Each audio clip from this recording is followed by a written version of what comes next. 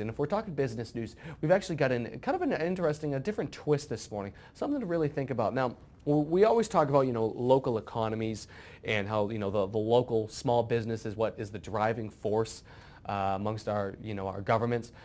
It's the same, pretty similar in Canada as well. And they have events all over the place as well. They do here in the States. But one of the events that they're actually having taken place is the Toronto Film Festival that they've got going on. And apparently the business for this is going to be phenomenal. Now, Variety magazine out of Los Angeles, they do all sorts of movie reviews, but this time they took a different approach. They looked at the Toronto Film Festival and see exactly, well, what type of business this is going to be. Now, the 36th Toronto Film Festival will launch Thursday with a brighter outlook than at the prior three iterations. People are realizing that Toronto is a great place to start selling new films, said Film Nation Entertainment topper Glenn Bassner.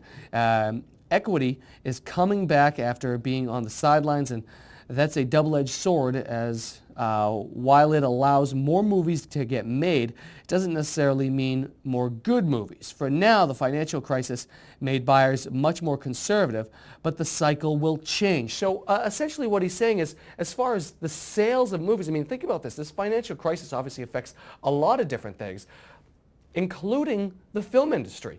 And it's an interesting way to look at it because a lot of people don't necessarily think of the film industry as being touched by a financial crisis. You usually think of, who was it, Bob the plumber, or Joe the plumber.